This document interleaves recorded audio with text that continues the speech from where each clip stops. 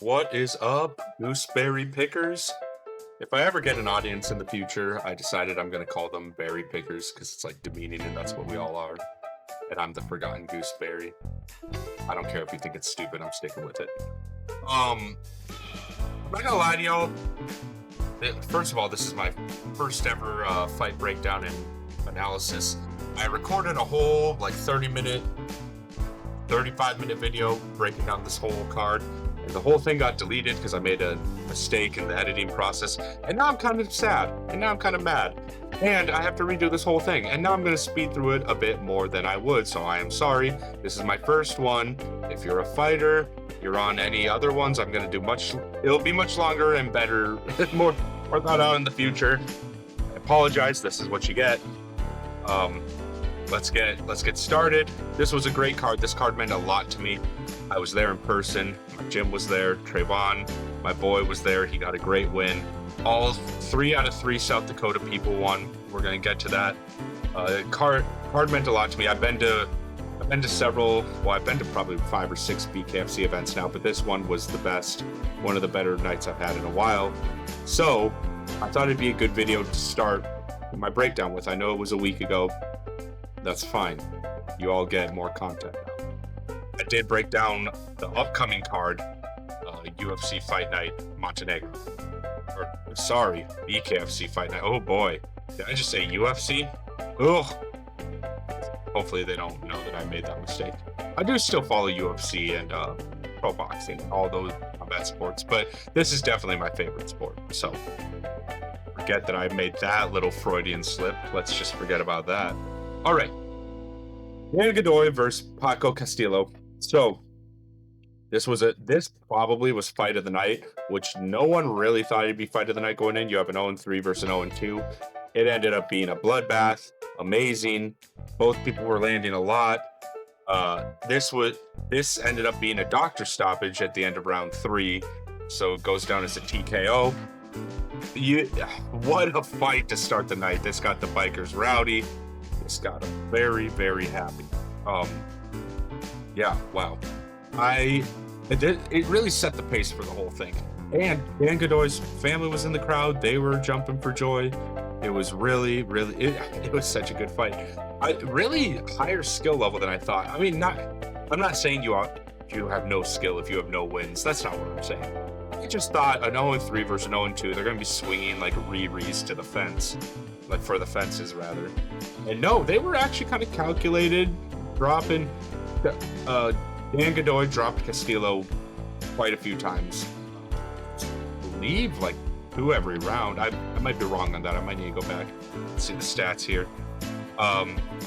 Funny enough, Castillo threw a lot more. They landed about the same. The more impactful punches were landed by Godoy though. So. And obviously he wore himself out here. He missed 70 punches.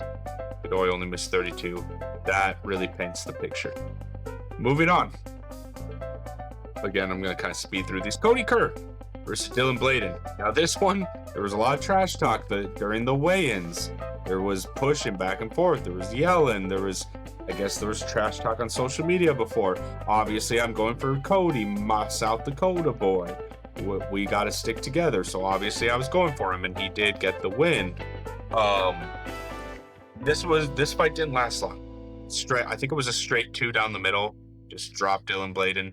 There wasn't really too much before that. Like, let's look at the stats.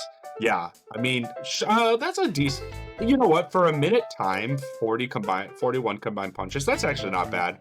This was a high action packed fight for how little it lasted. They landed the same amount, but obviously the power, the dynamite was landed by Cody Kerr, especially that 2 down the middle. I heard people in the crowd being like, oh, you got dropped in the first punch of the fight. It wasn't the first punch of the fight, but it kind of was the first real exchange of the fight. But the people in the crowd, I think someone next to me was trying to start like a pussy, a chant. And I was like, dude, but in my head, I'm thinking, you're such an idiot. Like, first of all, you try getting in there going against this 6'3" gigantic monster. I'm gigantic, at least compared to me, I'm 5'9". And getting punched bare knuckle to bare bone of your face and staying upright. Like, no, you cannot make an educated call on the toughness of Dylan Bladen. You can be like, oh, I've been in a street fight and got punched bare knuckle. That's not the same. You're not under the bright lights. You're not getting punched by a trained fighter. It's not the same. Stop telling people about your street fights. No one cares. You're white trash. You want to back up how tough you are because you don't have the balls to get in a cage or a ring. Am I right or am I right? I'm right. So stop trashing the other. If they deserve it, if they're pieces of trash. By the way, I don't think Dylan Bladen was a piece of trash. Cody Kerr, after the fight, went on a whole thing like, oh, he said on Facebook he's gonna take my teeth and blah blah blah. But this is my town. This is my house. Or my town. Yeah, something like that. I think he's actually from Spearfish, but that's close enough to Sturgis, right? Like, saying he's gonna take my teeth. That's not that bad of trash talk. Like, that's pretty tame compared to other stuff, as we'll talk about later in the card. It's really not that bad, Cody. But I was still going for Cody, still going for the South Dakota boy, and my prediction came true. He got the win. He looked good in there. He looked crisp. He was landing down the middle, down the pipe. And that's what you gotta do. You gotta be fast and accurate in the BKFC because anything can happen. You know what? I'm glad they were like trying to tone down Cody Kerr and be like, don't, like, during the weigh-ins and during the post-fight speech, because I heard talk about someone coming to the back after that and saying, okay, all the next interviews need to be like chill for the TV. It's like, no, this is fun. This is what people came here for. This is what people are watching for. Don't like stifle that. But anyway, I digress. Timmy Mason versus AJ Craig. This was a good fight. Took Timmy Mason, even though he was 2-2 against a guy who was 2-0, I believe. This is an upset I took that I got right. I think I did pretty well on the card. I think I only got 3 fights wrong, including the main event, unfortunately. I only got 3 fights wrong in my pre-fight predictions. This was a round 1 TKO. I believe it was a doctor stoppage. They were both landing. Timmy Mason was landing more. Let's look at the stats here. Yeah, so a decent amount of landed punches for one round between the two of them. They landed similar, but this is more. And Timmy Mason was just the more active guy. He was landing at the right spots, and this ended up being another finish. What a way to start the card out, by the way. 3 insane finishes in a row. I believe, was this a doctor stoppage or a corner I think this was a doctor stoppage. If I remember correctly, there was a lot of doctor stoppages. And ladies and gentlemen, I'll do way better in the future. I'll rewatch the fights before I do breakdowns so that I remember all this. My memory is kind of hazy right now, but you get what you get for now. This was a great fight, though. Very active, very fast finish at the end of round 1. Timmy Mason, he's 3-2 now. He's going to be looking up the rankings. What is he, a featherweight? We'll talk more about the featherweight. There's some matchups that they could match him up with on this card, and they're on the same fight schedule if they're on the same card right now, so we'll talk more about that. We go down to the first fight of the main event. My boy Trayvon Kroger gets the round 1 TKO against Daniel Petit. I'm going to call him Petit because it's more demeaning. This fight had a lot of build-up, a lot of trash talk leading up to it. We'll talk about the fight first, and then we'll talk about the background stuff. Trayvon put on a clinic. He would stick and move. He fought well on the back foot. He would throw that too very well whenever Daniel went in. It was a perfect balance of counter-striking and aggression. It's just like I said, putting on a clinic from Trayvon Kroger. Daniel, but he hit hard. He was swinging like the friend. He was swinging for the fences, and sometimes that got him in trouble. So he definitely got tired. Now, this paints the only picture I need. 78 thrown to 33. Trayvon was the more active guy. Look at Landon, 51 to 9. That's the biggest disparity of the whole night. I've seen all the stats from all the fights. That's the biggest disparity of the whole night by far. I will say, I was in the crowd. I was right there, almost ringside. The 9 punches Daniel landed were stout. They were stout punches. They were good, strong punches. I think he was kind of swinging like a retard, and that kind of made him tire out, and he messed up. Uh, whereas Trayvon really stuck to the game plan. Um, it was just, it wasn't close. The round ended. Daniel tried to say it was like a doctor stoppage. It wasn't. His round threw in the towel, or his corner rather threw in the towel after the round. He basically verbally submitted. That goes down as a TKO on the record. The doctor had nothing to do with it. This was just Trayvon Kroger's moving up. He's 2-0. He's a 6-0 pro boxer, 2-0 beat, so he's 8-0 total. He's never even lost a round, ladies and gentlemen. No, forget losing a fight. He's never lost a round. This guy's the future, in my opinion, but I'm biased. He's my friend. We train at the same gym. But I'm going to be very biased on that. Okay, moving on. Something else I was going to touch on. Daniel, looking at you. Some trash talking back and forth before the fight is how you promote a fight. Maybe you shouldn't start the trash talk. You're the one who started it. And then when the trash talk comes back to you, you block all of the coaches and friends and family and whatever. You just block everyone. You block Trayvon. You block his brother. Do you have any idea how to promote a fight? You're the one who started it. Like, what is this? It's like some playful back and forth. And even when it didn't get so playful, some banter back and forth is what you're supposed to do. It's probably what Mr. Feldman would tell you to do.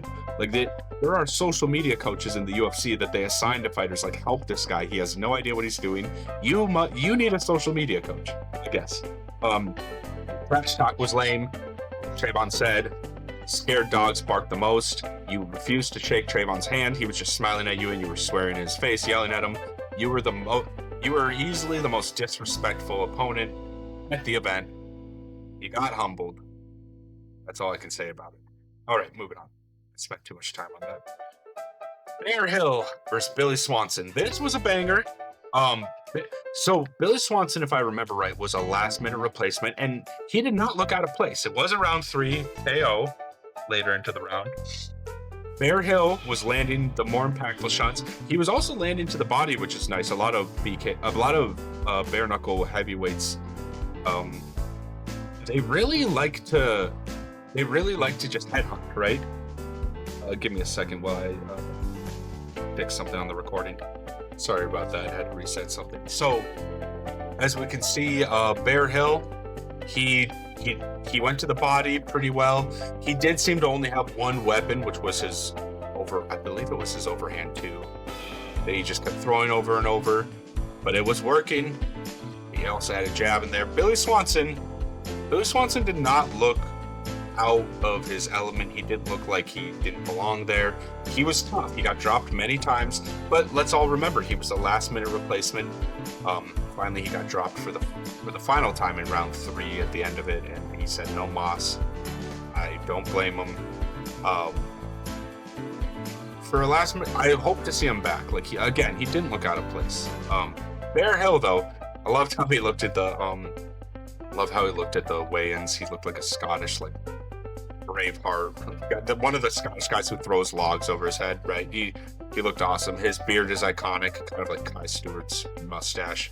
Hope he doesn't shave it. Hope to see him again. I actually have a good matchup for him later on this card, since he'll be on the same fight schedule. Moving on. Apparently, I gotta do this video in segments because, again, my editing software sucks. Anyway, Anna Bentliff versus Marisol Ruelas. This was a great fight, also one of the fights of the night, and possibly the biggest comeback of the night. Cheyenne got dropped big in round 1. If this is scored anything like normal pro boxing, Marisol Ruelas is up 10-8 at this point.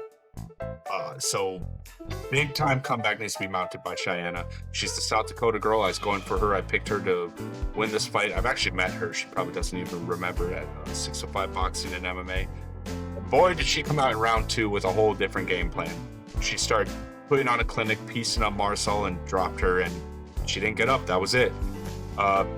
Huge shots.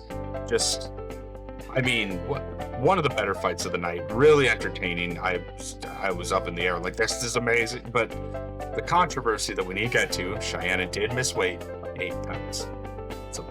That's a large amount to miss weight by. You know, you're missing weight by anything more than 5 pounds, you never tried to make weight in the first place. Your whole plan was to just step on the scale, look your opponent in the eye, and say, "What now, pussy?" Right? Not saying that's what Cheyenne did. She's a nice lady, and she does have a good amount of muscle on her, which is hard to lose overnight, right? You can't just. I get that. That is hard weight to lose, but you gotta try better. I want to see you continue in this sport. Just start that journey now. I want to see you become the champ one day. I think you have it in you.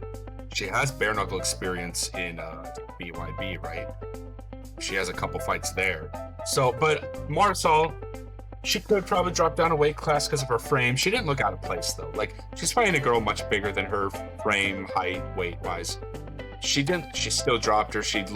It was competitive. It didn't look out of place.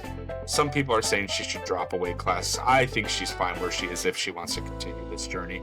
She looked good. She did not look out of place, that's for sure. Elvin Brito versus Brandon Meyer. Yeah, I'm just gonna get through some of these till the main event because my video software keeps crapping out on me. I got this one wrong. I picked the underdog. That was a mistake. Elvin Brito gets the win. This fight lasted quite a decent time. 32 seconds into round 4, gets the TKO. This was a great fight. I would say it was a back and forth fight, but it wasn't. Elvin Brito was kind of peppering it on him the whole time. He clearly won. I mean, look at the stats here. 197 thrown, 131 landed, 81 thrown, and 51 landed. Even if you look at every round, he's peppering it on him. And then, of course, in the last round, just boom. 38 landed to 6 landed. Like, that was the end. Brandon Meyer wanted out of there. If I'm being honest, this was kind of just a cardio difference. I mean, the technique seemed better from Elvin as well, but like, this was just, if you're going back to the drawing board, Brandon Meyer, work on that cardio. Definitely still work on the technique. You're tough. You already got the toughness down. I don't think you need to work on that. Get on the treadmill, get on the bag, get on the heavy bag, the speed bag, whatever you need to do, right? Actually, I think the speed bag's a waste of time, but don't tell anyone else I said that. All right, Brandon Conley versus David Simpson. This one was an upset. Clearly, this guy was 1-4. Brandon Conley was 2-0. Light heavyweight, they were kind of trying to feed David Simpson to Brandon, and it didn't work out. Very quick round 1 KO. Nothing landed from Brandon Conley. Was I at the bathroom for this? I think this fight landed so quick, I blinked and it was over. He just peppering on the shots. He landed a few. He kept peppering it on. It was just a really quick knockout. Nothing much more to say about this. We got a contender now. I know he's 2-4, but he's working his way up. And Brandon Conley, don't hang your head. Stay in there. Anyone can get chinned in this. Moving on.